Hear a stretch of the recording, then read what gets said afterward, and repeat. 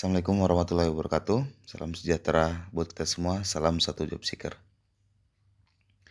Pada kesempatan ini saya ingin membahas ataupun ingin sharing, berbagi ke teman-teman sekalian job seeker terkait dengan soal psikotes EPPS atau yang sering sekali disebut dengan tes kepribadian.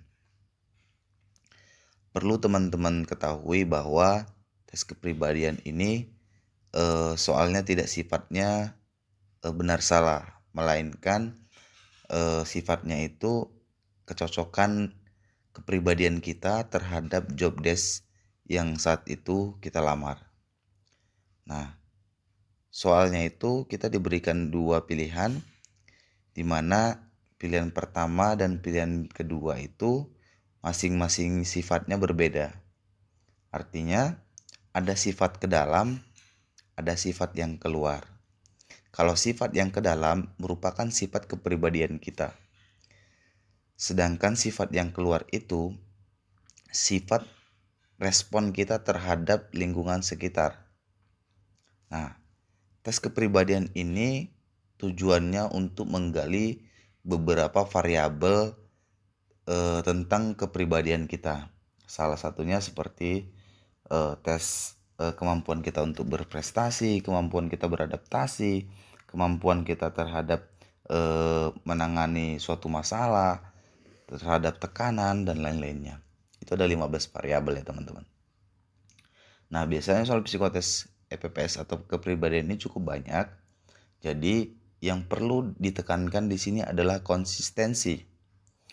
Nah, selain itu kita harus paham terlebih dahulu job desk yang kita lamar itu. Contoh misal katanya, kita melamar di perbankan, di mana di perbankan yang kita lamar itu posisinya membutuhkan teamwork atau kerjasama.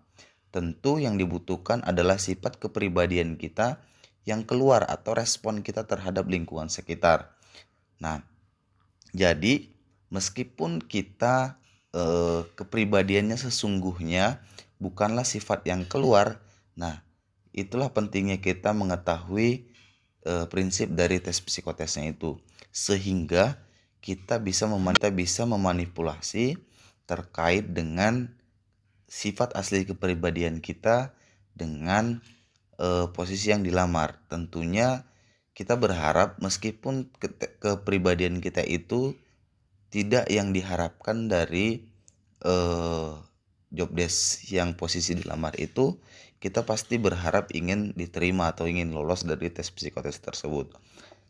Oleh karena itu, maka teman-teman sekalian bisa merubah sifat teman-teman sekalian, akan tetapi teman-teman bisa menjawabnya dengan cerdas ya teman-teman.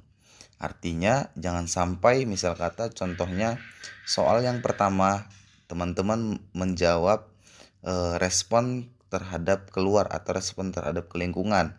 Nah, sementara di soal berikutnya teman-teman menjawab option yang sifatnya ke dalam atau sifat aslinya teman-teman sekalian ataupun respon ke pribadi. Nah, kita ambil contoh nih teman-teman, soal pertama. Yang option A, saya ingin menolong teman-teman saya bila mereka berada dalam kesulitan. Option yang B, saya ingin berkarya dan bekerja sebaik mungkin.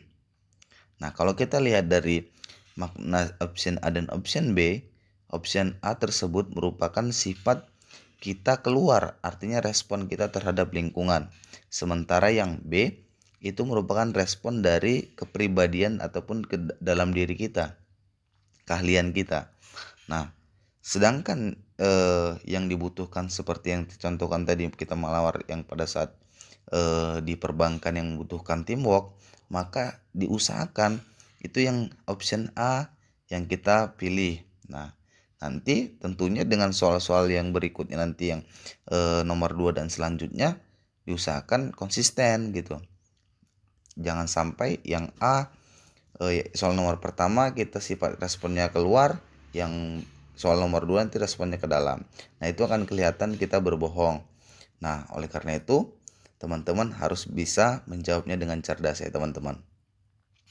Nah, itu tips dari saya teman-teman ketika melakukan tes kepribadian ini. Semoga teman-teman bisa lolos di dalam tes EPPS atau tes kepribadian, dan tentunya semoga video ini bermanfaat buat teman-teman sekalian. Nah, untuk lebih jelasnya teman-teman bisa latihan. Saya berikan soalnya 20, nanti di next part selanjutnya saya akan berikan lagi soal-soal selanjutnya yang terkait dengan tes kepribadian. Cukup sekian dari saya. Assalamualaikum warahmatullahi wabarakatuh.